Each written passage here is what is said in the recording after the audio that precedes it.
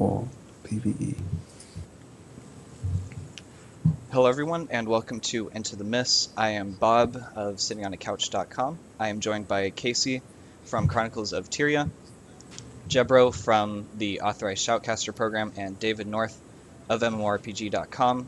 And this is a Guild Wars 2 podcast put on by Sitting on a Couch and MMORPG.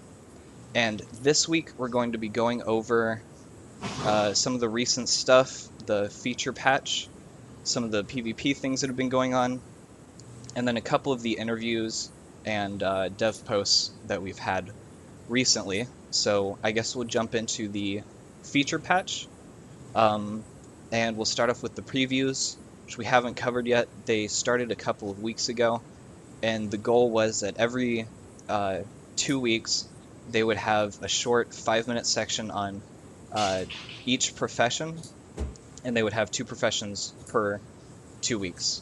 And just give us an idea of what the changes were going to be for the feature patch coming up.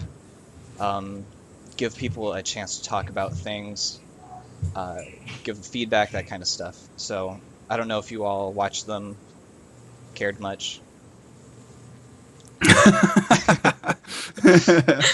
Out of anyone, I think I probably would have been one of the ones to care about it the most, and probably yourself, actually, just because we PvP quite a lot. Because I think a lot of the times the game is balanced really around SPVP.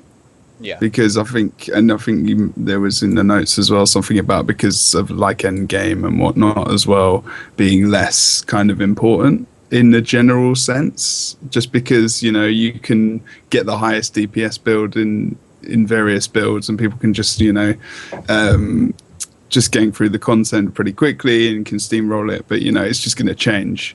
It's not going to be like a big game changer if you're not doing like massive raids or anything like that. But I don't know. I mean, there's a lot. What it seems like they're doing is they're fixing the stuff which wasn't working from the last feature patch, like the Grandmaster traits and the traits, and just passing over everything and like bringing stuff into line. Like I think I've got so many notes. I've got pages of notes for all the classes. I'm not going to go over anything in particular, but like things like I think they're buffing things which I think are quite cool, like for Guardian. This is on the basic blog post when they just generalized everything, but like spirit weapons are being brought in to be more supportive. There's like quite an important thing, and they're trying to make utilities that for classes that aren't being used in situations to give more survivability for like Necro, and also for I think Ellie, they're trying to bring in glyphs a little bit more. Engineer, they're changing all the gadgets to make them more relevant and to be used, you know, so they can actually be a bit more bursty rather than just mainly condition classes. And you know, just things like that. But like I think they're changing a lot of the new Grandmaster traits as well. But I think it's going to be good. I think like classes like Ranger is going to be more used now. There's going to be like loads of Rangers around in this new patch as well. But I don't know what you guys think. I could really start to go off on one otherwise. Sorry. I know a lot about it. I looked at the Elementalist quite a lot because I'm thinking of dungeon running, and I love my Elementalist for that. The thing with Elementalist at the moment is that if you're going full DPS, you kind of rely on other members to, like, you exchange your final slot, your ultimate, the greatsword, for protection from everyone else. You know, you get conditions taken off you and all that sort of stuff.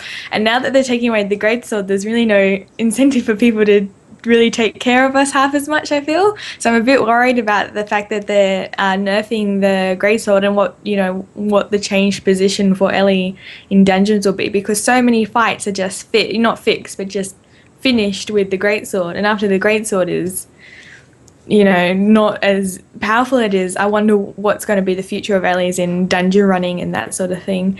For the other classes, I don't really feel like they really suffer too much in those terms of like dungeons. I feel like everything else is getting buffed up, like the Guardians getting the different utilities so that I think it's the like is it meditation skills? Like they don't use them very much or something like that. So they're trying to make them more profitable for everyone to use. So I feel like everyone else is getting buffed, and Ellie's might just get a little bit less useful in dungeons. Yeah, I'm actually kind of happy about the FGS nerf. It was tripling your damage and the damage of someone else on the team. So I mean, you went from like a staff Ellie's around 13 to 14k DPS, and you went up to I think like 34, 35, which is, I mean, and staff Ellie is the highest DPS in the game in PvE, and you tripled your DPS and the DPS of someone else. So I'm happy that it got nerfed. I don't know if the specific nerf was the best, but I think that was overall actually a really good change because it will help out a lot of other people.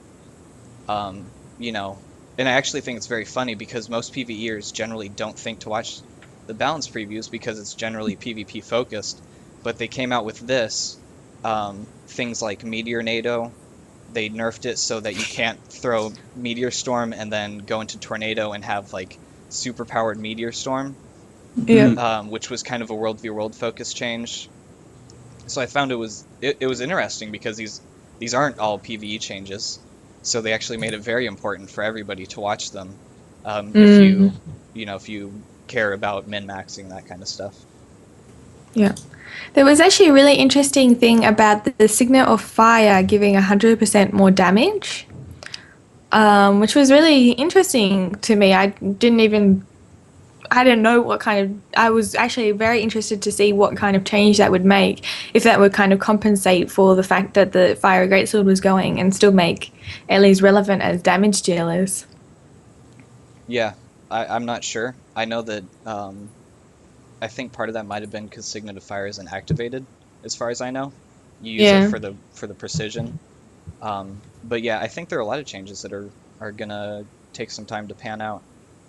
One thing that I thought was really nice was there was, from myself and a lot of other necromancers and guardians, kind of an outcry when we realized that our preview was going to happen 4 days before the patch, which really reduced the ability for them to get feedback from us.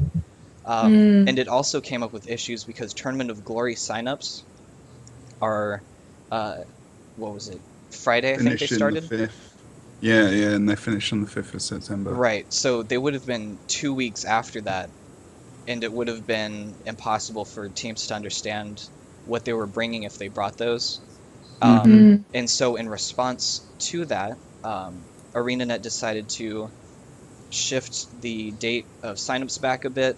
They also decided to make it a bit easier if you created a team that you can switch around members.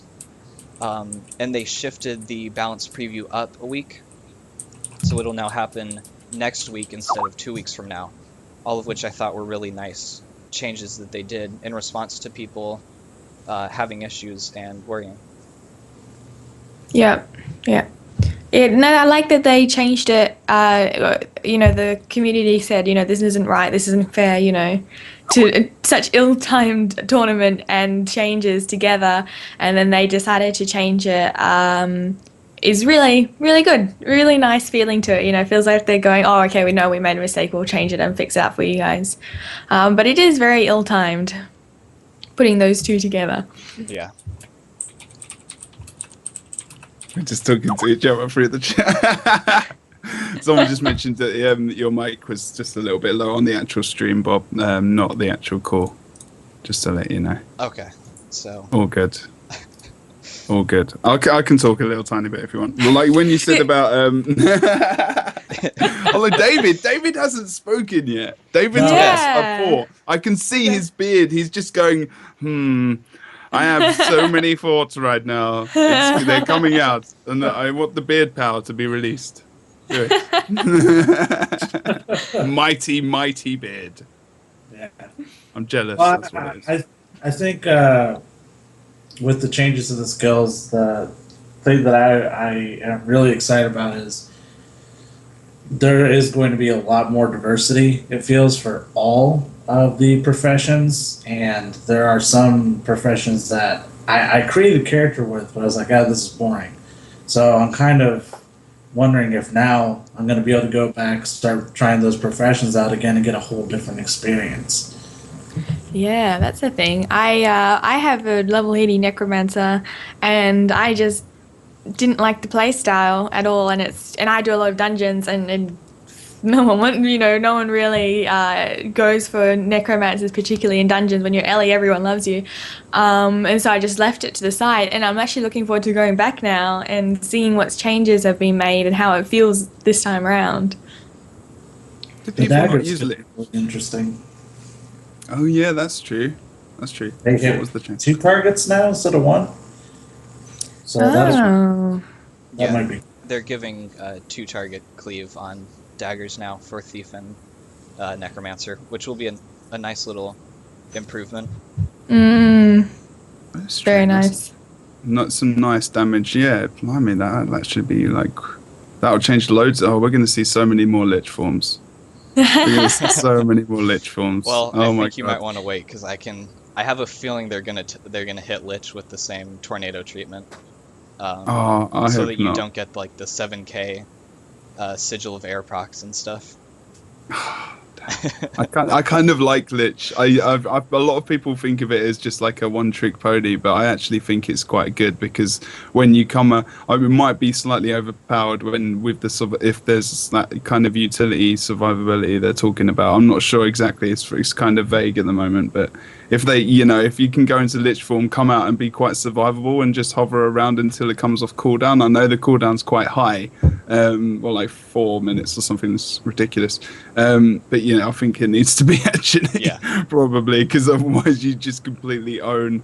And I've seen it in SPVP, but the thing is, people can't deal with it, and it's actually something which is easily dealt with in SPVP. But dungeons-wise, I'm not sure if people use Lich in dungeons that much, do they? No. Too much of a cooldown. It's a really long cooldown, and it's also not actually that much of a DPS buff, because of how well dagger auto attack scales in PvE compared to the rest of the stuff. So yeah, you really just use it for ranging fights. I think it's really strong in PvP, of course, because that huge power buff can work with some other things.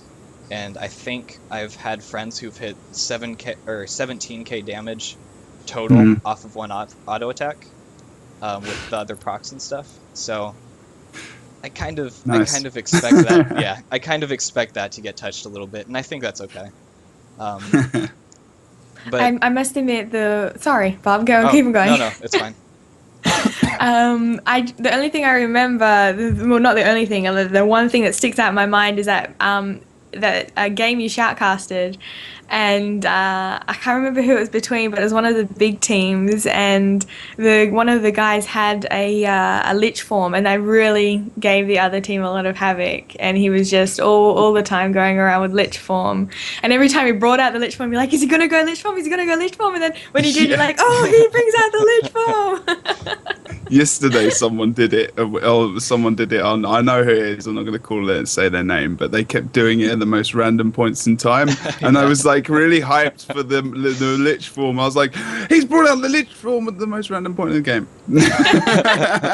when it just wasn't useful. And then I was like, because I get really excited at those kind of moments because it's important to like build hype and stuff as well. So you've got to pick your moments, and when it's a moment where it's going to be anti-hype, so I guess you're just like, oh no.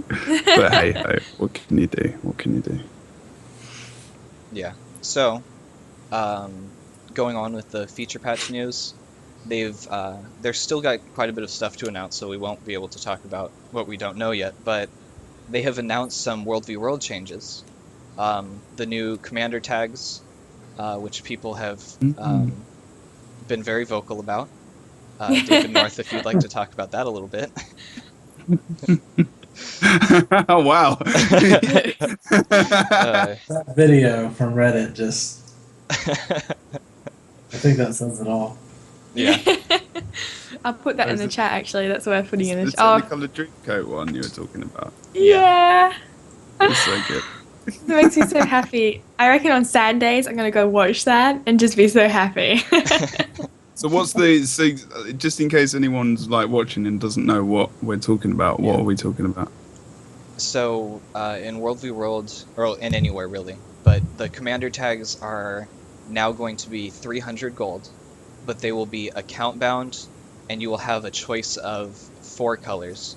The normal classic Cool Ranch Doritos we're used to, but we're also having red, blue, That's a good description. Yellow. and yellow, yeah, added. So there's going to be 4 different colors now to help out with organizing the things, and so you can differentiate a bit better between commanders. And at some point, maybe the community will come up with what the colors mean, so that when you load into a World v World map, you can look at yellow and you'll see, oh, they're running a Havoc group or something, and so you know who's doing what. I quite like the idea. I saw someone putting on Reddit, like, what should they mean? That sort of discussion thread. And one of them, they said, like, red, which is closed groups. And I think that might be, like, a good idea, because sometimes I run across, like, a group, and I've kind of gone, can I join or not? And, like, having that indicator of that, they're doing stuff, but we don't really want, what's it called, rally fodder or whatever it's called, then I would like that. I like the indication. There's also the really cool thing, I don't know if anyone's thought of this yet, but it's to do with the worms. The worms each have the 3 new colours, or is it the 2? Yeah, I know there's the red and the yellow worm, and then I think there's a blue worm. And so the coordination when doing the worms, that's probably what also they're thinking about. Yeah. And so I forget, does someone remember what the big change was? Because they had announced something originally. You had to buy each color separately, I remember. They had originally announced that each color was separate, and okay. A lot of people were not exactly happy about that, and so they have come back to say that that will not be the case, that you buy it once and it's all the colors for all your characters. Okay. There's actually, I have the quote, I'm just getting it here. The quote was really good, because I think it was really important to highlight that someone in the forums was like, oh, I bet that they organized it this way. They said that you have to buy each color, and then when there was outcry, they get all the good publicity of, oh, we changed it for you, we're good people, that sort of thing. And I'm just trying to find the quote. I had it here somewhere. Here we go. The guy, Mark Kazbach, I don't know. He was saying, I'm just going to quash this rumor right now. Before the strong negative feedback received after the interview at Gamescon, every intention was for each color to cost 300 gold pending QA. That version was ready to ship for the feature pack. When the flood of feedback came in, there was a flurry of emails working at the best course of action, and in the end, Zach and Tyler worked the weekend to make sure this change could be made for the 9.9 patch. Which is, I think that's great, that they're being clear that, no, it changed, and these people went their butt off, gave up their time with their family on the weekend to make sure that we could have something that's right. Because someone said that, they, instead of making it a utility item, it became a vanity item, and I totally agree, it shouldn't have been that way. But just the fact that they worked really hard and that they gave, like, clarity as to what the situation was instead of just being tight-lipped was really nice, I thought. Yeah, I agree. They need to. It's one of those things where I can't remember what they call those posts that they do, or they did, or they're still kind of doing, when they put some feelers out and they just say, "What do you think about this, that, the other?" They need to maybe do that with not just. I think they did it with the classes. I'm not sure if they did it with anything like that. So probably doing something like that before they do such a big announcement, it would be a good idea. But yeah, it's good that they came back away from that, because they're paying for each color at the moment. Everyone's got, like, people have, like, commander tag. I have 3 commander tags. I think you can get refunded as well. I can't remember. I'm not sure. Something about that. If you've got, like, I think you have more than 3. Because it's meant 300 gold for 1 tag, so you've spent 300 gold on 3 tags. So yeah. That's true. That makes sense. Maybe I'll buy some commander tags. I think everyone's hurried to go and buy it now. Like, I think a lot of people went and brought out at 100 gold, and they're like, "Oh, get it at 100 gold, so we don't have to get it when it's 300 gold." Exactly. Yeah, I did. Because I was back in when Boss Blitz was going on, I ended up doing basically commander type stuff, but I didn't have a tag. I didn't really want to pay 100 gold for one event. But now that they've got, this kind of improved stuff and it's going to cost more, yeah, I just took out 100 gold and I bought it. I was like, Yeah. why not? It's funny, I brought mine for the the big metal booby lady, the marionette, that one. Are you sure we're talking about Guild Wars 2? That's another thing I do in my spare time. I brought it for that fight because there had to be a commander in each lane, and I loved commandering those fights. I absolutely adored it. And so I brought a commander tag for that. And it's really cool that commander tags are not just for World Versus World, they can be for guild events or big world events. I'm quite happy with that. Yeah.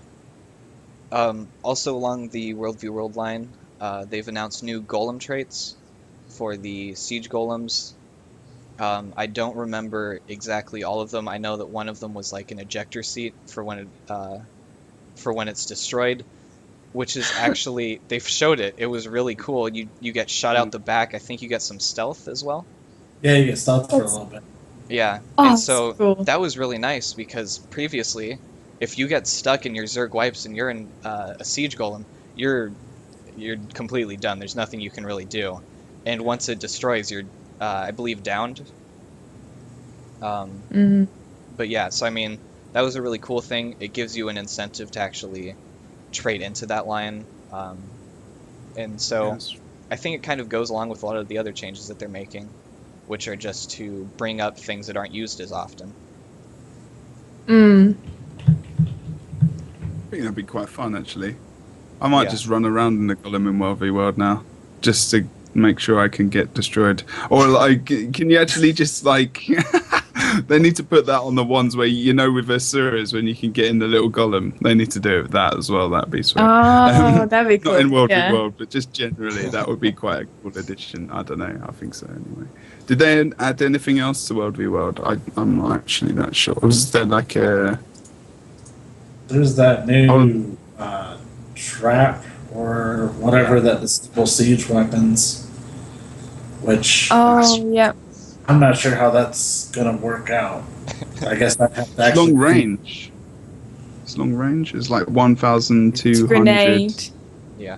That's right. That's right. Can it be Look at thrown you. on walls though? That's what I wonder. Yeah, that's true. Like, can you In the actually way- so throw it from a far away over walls into like catapults or arrow carts behind? That's true. Don't know how I that think would work it's- at all. It's meant to help you like defend a castle, because once they get the catapults up, you can't repair faster than the catapults can, and if there's a Zerg behind it, you can't do anything about it. So basically, if you're a small force defending keep, even though you have the advantage of a keep, there's not really much that you can do to defend it. And depending on how they implement the grenade, I think that might be really cool because obviously there would need to be cooldowns. You can't just be able to spam like, oh, I have 50 grenades in my bag. Nothing's touching this fort because I can just spam everything. I think it has like a cooldown of an hour or something like that. So it kind of makes it useless after the grenade hits. So I imagine there would be a long cooldown. God, an hour might be. If it's just a trap thing that you Maybe can I got it throw, wrong. if it was an hour, I would be like, yeah, that would be almost useless. Depending on how long it took out the thing for. If I it's think- like temporary for like a minute or 2 minutes or something. It's like a couple minutes. Maybe I got it I'm wrong. not 100% sure. I don't know. No, I don't actually know. So I'm not going to say I'm right at all. I'm just gonna. I haven't been in World v World for ages. So I'm not gonna lie. To the Google machine. I'm just remembering how like I'd just be running around because I used to run like commanding. I used to do Guild v Guilds leading and stuff before I got into PvP. I used to be a I used to command a lot, and I just remember suddenly there was like an arrow cart buff, and I was just thinking, oh my god, I really, really just want to take out that row of arrow carts because there was just one server. It was one of the German servers, so they were really organised with their siege, of course. And I was just like, Jesus, I need to get rid of these damn things because they're pissing me off. And that would be that would just be diamond. You know, it would be like if it's an AoE grenade, they can take out like 3 or 4 different things that are kind of bunched up together as well. That would be even sweeter, and it might make people want to actually attack things a bit more as well, rather than be like, oh, they've got like 10 or so arrow carts. Let's just not even bother with 10 people, because that's just annoying as hell. But hey ho. Yep. You know what I mean? Helps, I guess. And they've got did they say something about a new season? Yep. I heard as well. Yep. Yay! I really enjoyed the last season so much. I'm not a World versus Worlder, but I leveled up my thief during that season. Sure? Am I sure? Are you sure? Because you just talked about it quite well. I was like, I'm pretty sure she said she didn't do PvP, but okay. I may have helped my husband get world completion, which required a lot of World versus Worlding, so I did that recently. Wow, that's cool. That's good. I think I really... Sorry, go on. No, you go for it, go. One thing I really enjoy about the seasons is how everyone gets into the whole thing. Like, there's always people on and everyone's doing something, and it means something when we take a fort or we get a lot of points or do something. And so people are really working hard because they want the tickets. And I really enjoy that a lot. I think that there was changes to the reward this time around, but I can't quite remember. I think there's more tickets or something like that. Yeah, they're going to get tickets more often, because I think it's like after every match up, depending on how well your server did for that matchup, then you get tickets. Oh, so it's not all at the end.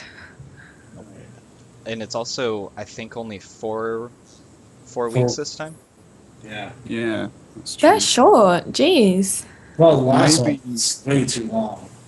Yeah, that's the problem.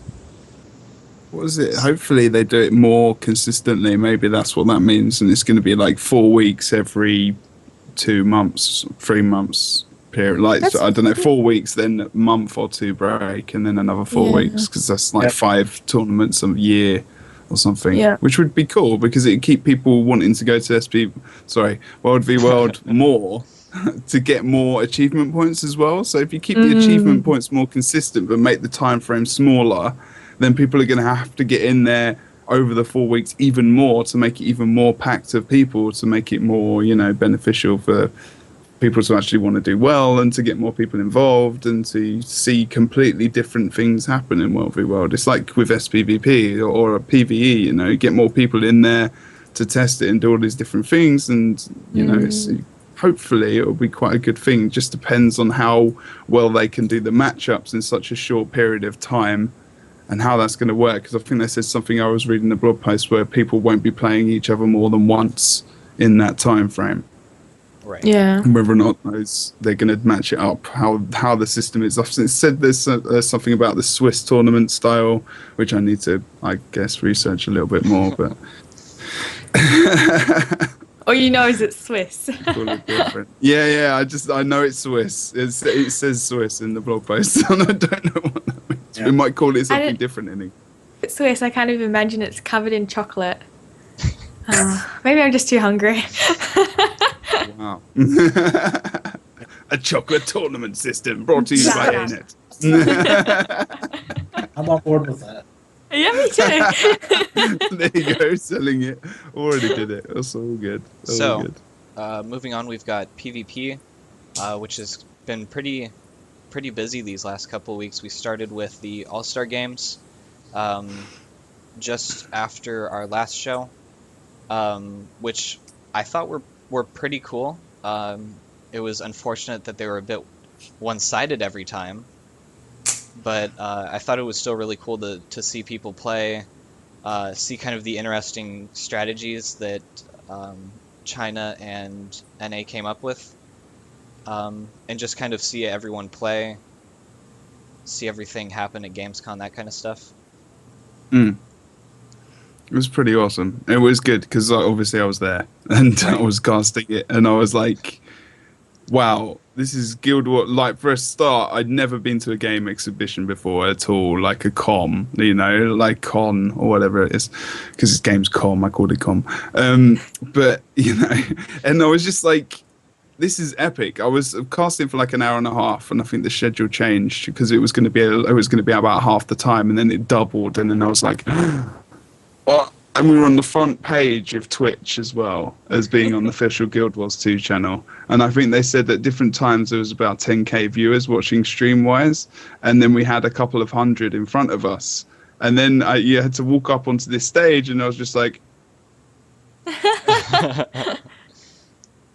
it's Guild Wars 2, and this is like quite big. This is quite weird how it's suddenly just gone from, this back end kind of MMO that's been around for 2 years, and you're not sure what's happening with it, to this thing which has just kind of exploded, and now there's like $50,000 tournaments happening 3 times a year or whatever. It's just absolutely insane. And like you said, the games were kind of a bit, EU, we had like a full team that had been together forever, like playing together different formats for quite a long time, ever since like launch or alpha or whatever.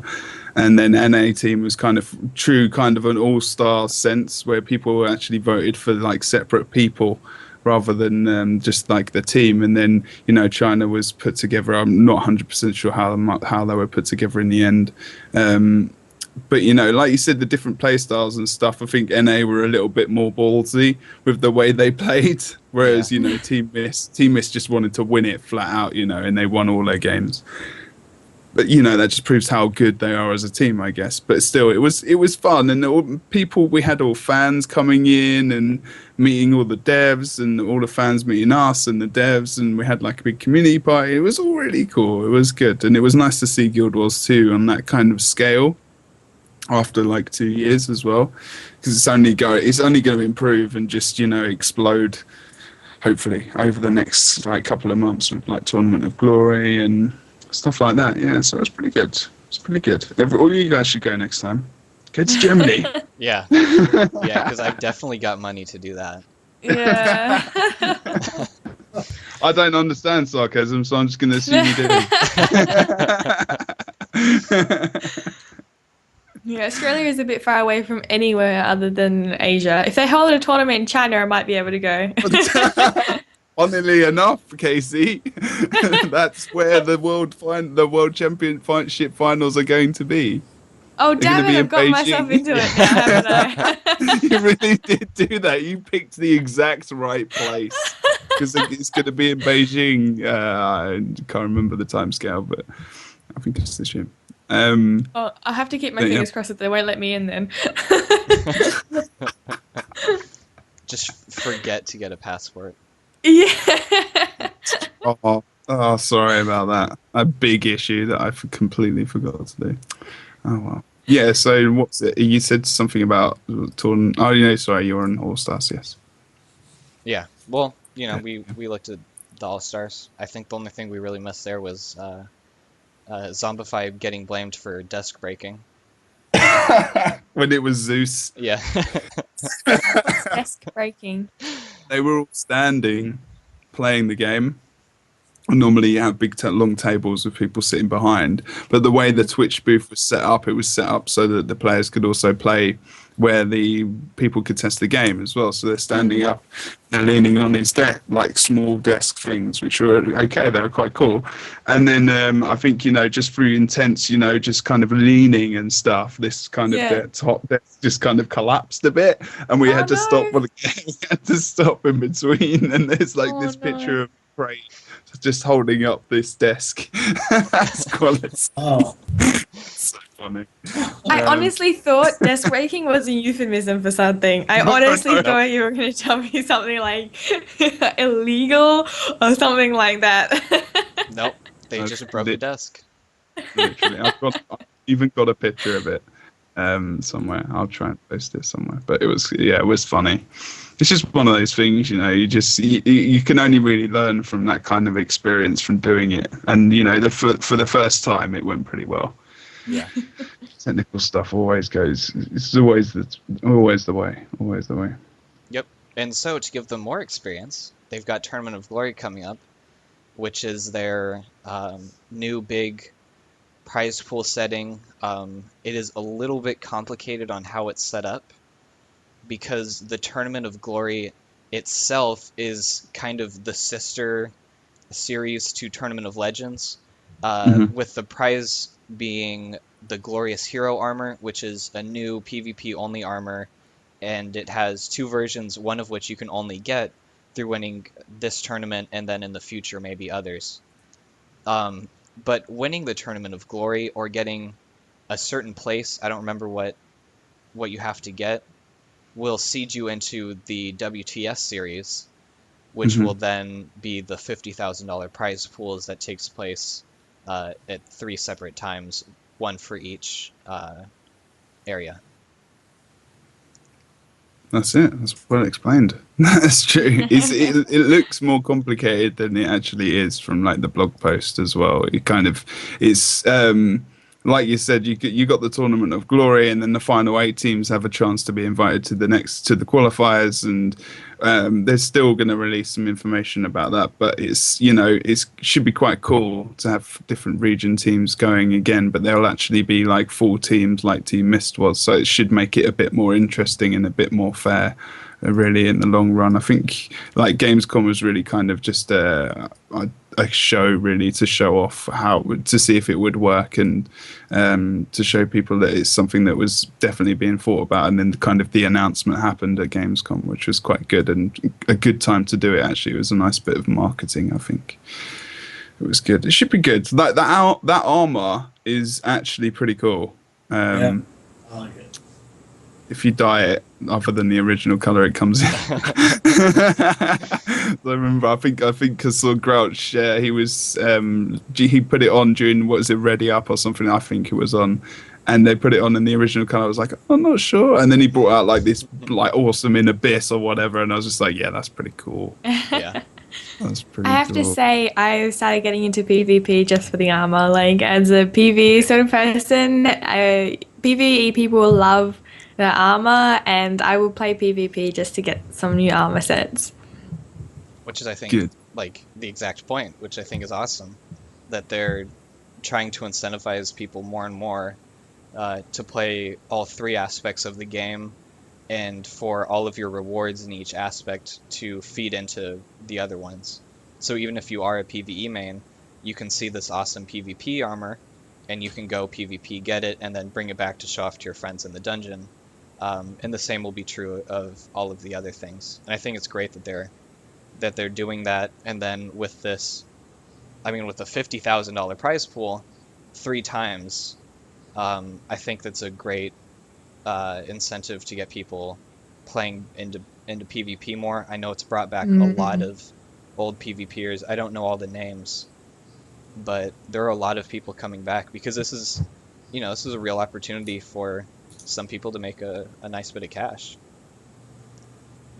Yeah, I mean, 50 grand. Just Yeah. give me the 10 grand each. That's for playing the game. yeah, exactly. Let's do it, people. 4-man team. Let's do this. Three men and a lady. Let's do it. Oh, we're missing someone. We're missing one person. We can get Jason in. Jason can play. Let's do this. Oh, I can't enter, but oh well. I can manage. I'll be a coach from the sides. I'll just go. You'll be the coach. Yeah, kill that dude. Do it now. 50 grand. Yeah, win me the money. Pitchfork now, damn it. Yeah, I'm just in the background going, yes, money. Sorry. Whoa, calm down. But like you said, with the taking the armor back with that reward track they're introducing, that's really good. Like everyone can get a version of that Tournament of Glory armor. I think it's not as sparkly. I'm not sure it's got as much of the graphics and the effect on it. But it's just a downgraded version, which is cool. Because they still need to keep the armor for the TOG thing to make it, just in case they don't get through to that final. Because I don't think they're giving legendaries, as I read on the post for tournament. It's just the precursors or the crafting mats or something like that. I can't remember. Yeah, I think Tournament of Legends is going to be the legendaries, and then Tournament's Glory is the glorious armor.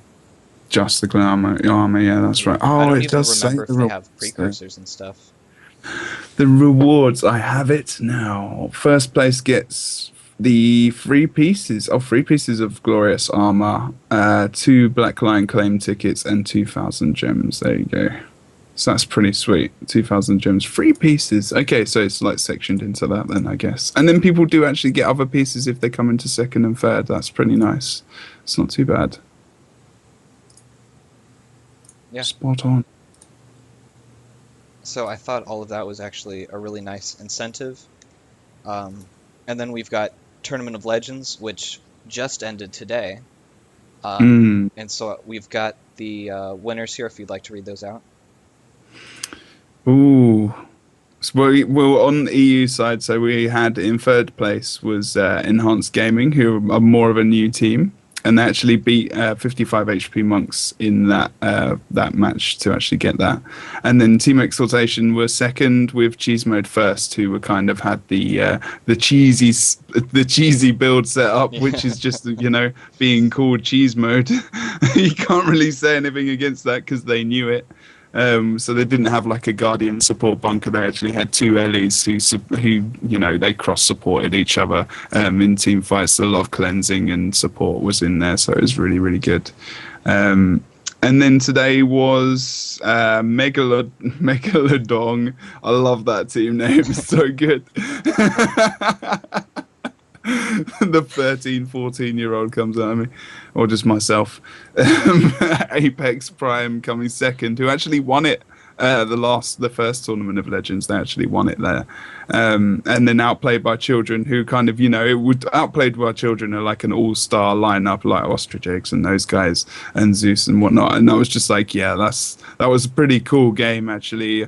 To see. It was, I think they won 3-1 in the end in the set because it was at best of 5 in the finals, and I was just like, it was actually quite good. I actually preferred, like, personally, the NA finals to the EU finals, even though I casted the EU finals, just because it felt like a bit of a stomp, but it was still quite good. We actually had a couple of teams. We had Team Mist, like the main team in EU, had to drop out because of like real life issues and stuff like that, which was a big shame. Because it would have been I think it would have been a Team Miss, maybe Cheese Mode final, and that would have been a really nice grudge match to watch. So it was a shame, but we'll see it again in the future, hopefully. Yeah. And then for our last little bit of PvP news, they announced something that people have been asking for ages, which was a standard enemy model in PvP. And so what you can do now is there will be an option that will at first only be available in team queue, but they have said that it might come out for solo queue and hot joins in the future. And basically what happens is you check this, and all of your enemies appear to be human of a standard size, and they will wear a standard set of armor according to what profession they are.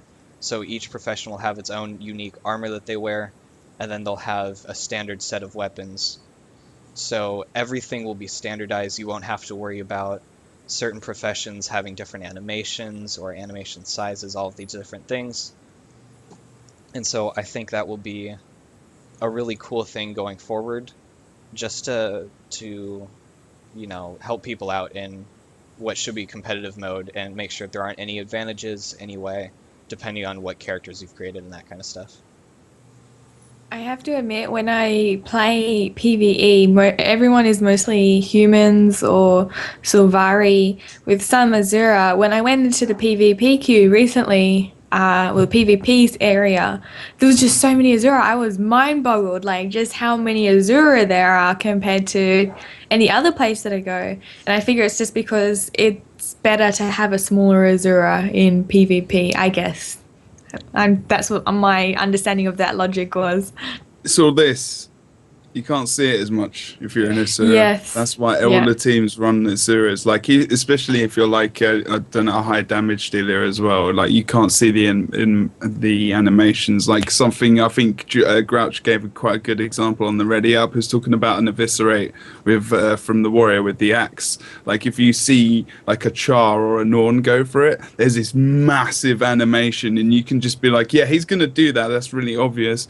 Whereas like an Asura, it looks like he just kind of hobbles forward and just hits his axe. And you're like, wow, that's just not that easy to dodge because I can't see it.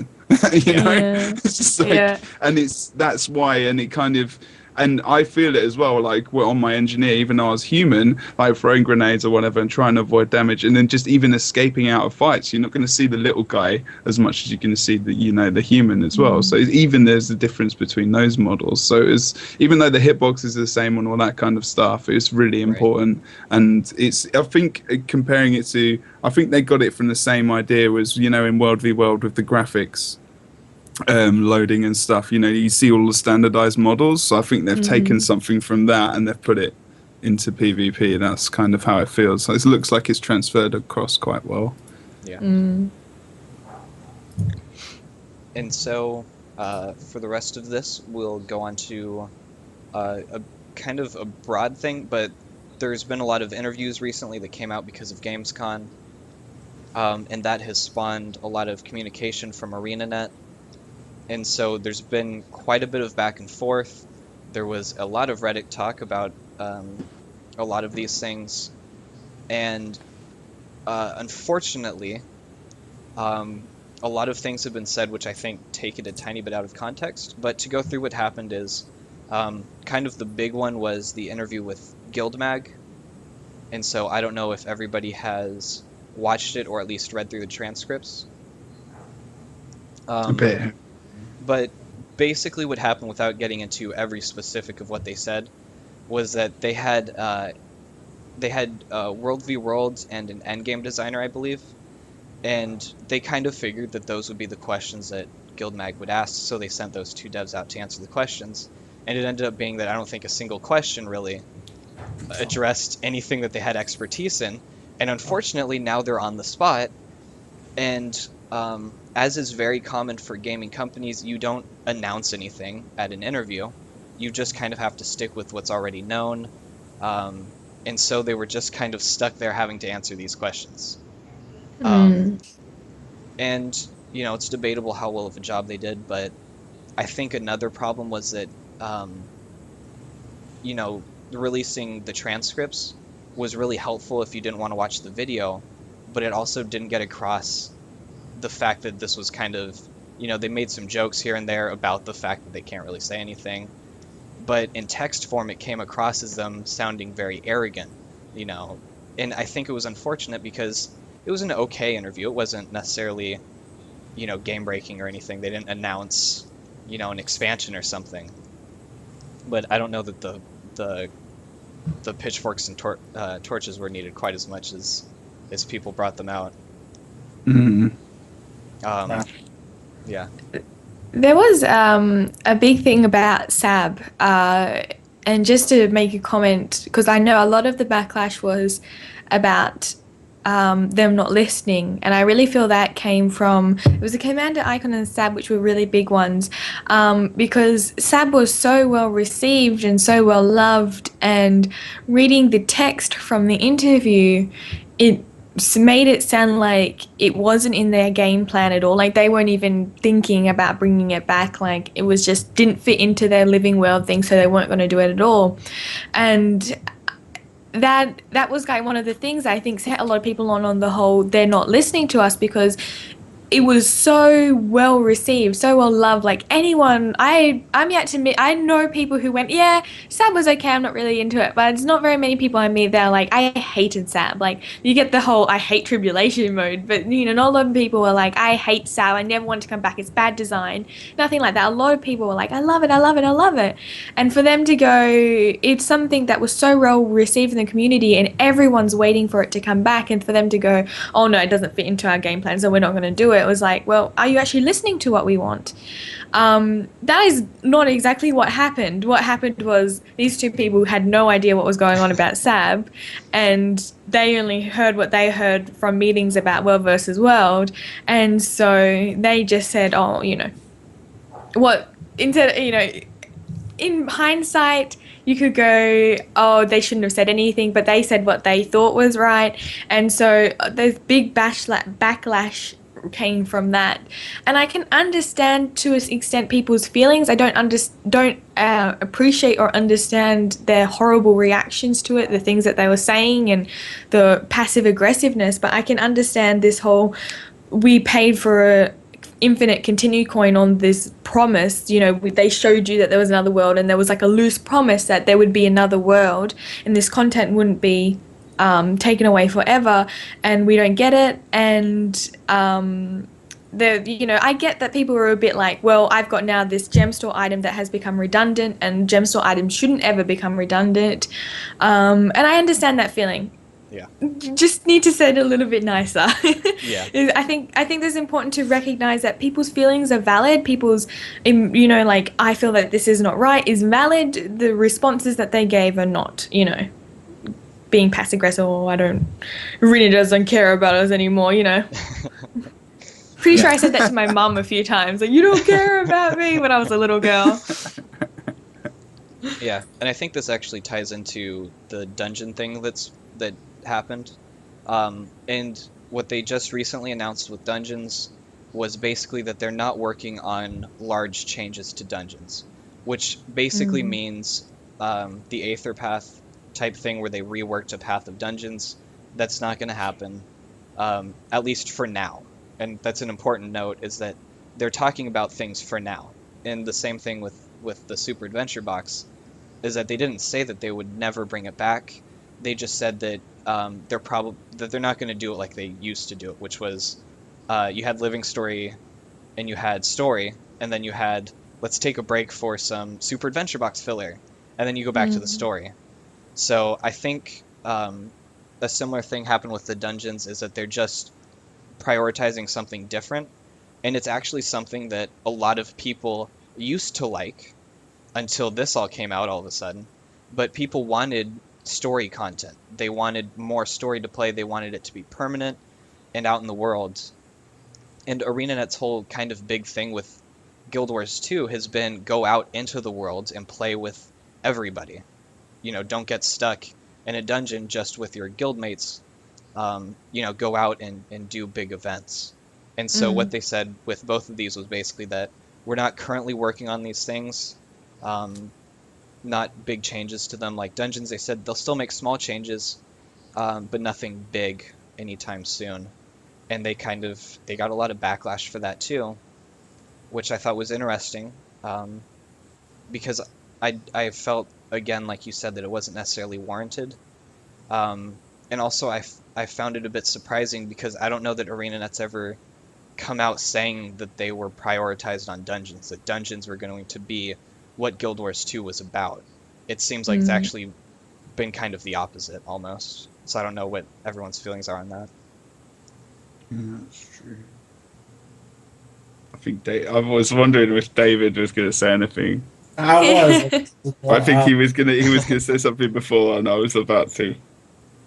Well, I think you're right. Like, they never. I mean, dungeons are there for people that want to play them, and I kind of have a feeling that they're also pulling. I mean, I don't know if this is true or not. I don't have anything to support it, but I do think that they also might be trying to pull some of their resources to the living world, because they've been really good, but they've been highly unstable. And I understand that the living world content, it is free. It's not something you pay for. But still, people get really agitated when they go in and they're like, all right, I'm going to have 3 hours of something to do tonight. And then 5 minutes later, they're like, oh, it's busted. And then they log in 3 days later, oh, it's still busted. So I had to wait a week to do the last one, because I kept running into an instance where the open world event in the living world, it kept glitching. So I think that's probably what they're focusing on the most.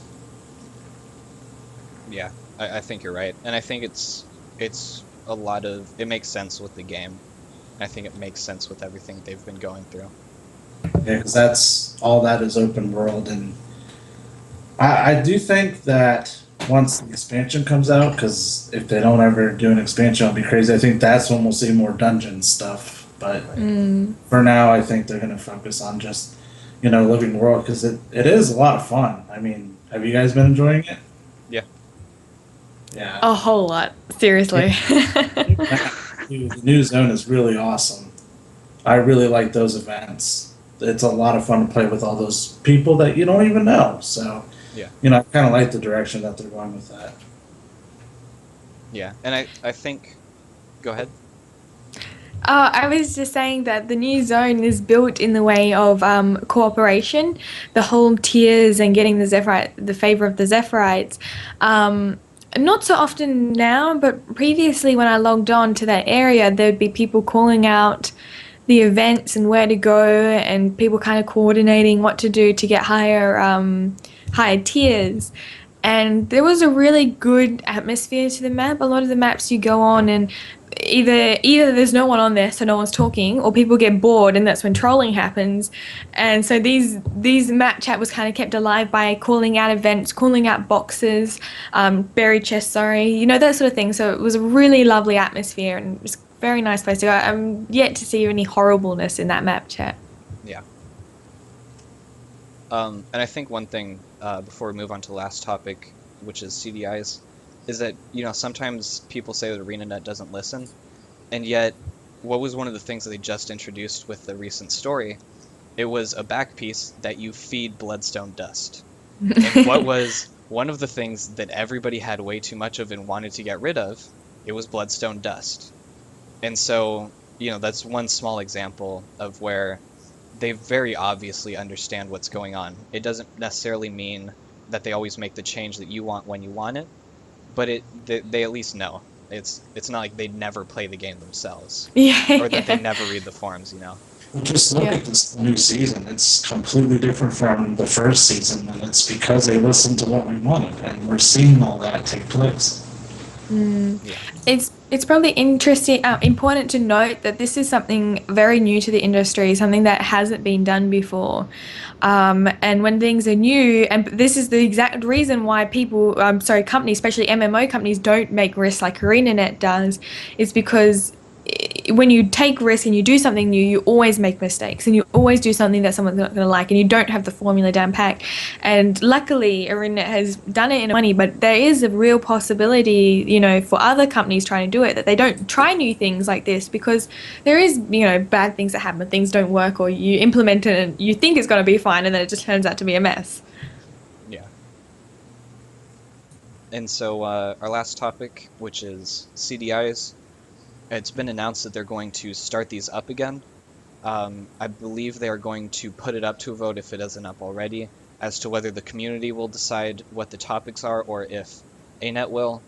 But they're going to bring them back up so that they can start getting feedback again. I think a large part of this, they said, was because now that Chinese Guild Wars 2 has been released, they've got a lot of developer resources that are freed up again that they can use to work on this kind of stuff. But they also kind of specified that just because they're doing CDIs doesn't mean that they're going to all of a sudden start talking about specific details about things that aren't released yet. They really clarified what their communication with the public will be, which will be they want to do more of these high-end roadmaps that tell you, like, we want to restructure how you're rewarded in doing content in PvE maybe. But they won't say that we are going to change X and Y in these ways, because they did that in the past with blog posts, and then unfortunately some of those issues got scrapped, and when that happened, a lot of people were very disappointed, rightfully so, that something that they got excited for didn't happen. And so they wanted to be very specific that, we'll talk with you guys, but there has to be a limit to what we can say to you for your and our benefit. I have a question. Yes. What's a CDI? It is I believe it's the Community Development Initiative, is it correct? Okay, yep.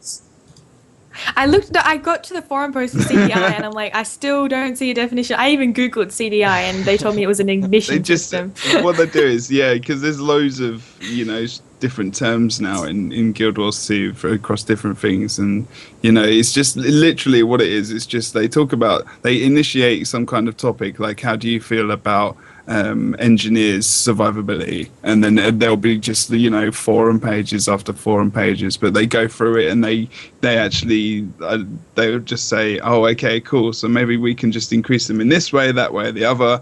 And that was just originally with classes, but I think what Bob's saying is that it's probably maybe going to go elsewhere, maybe like dungeons or living story or whatever. I believe they had a World v World one.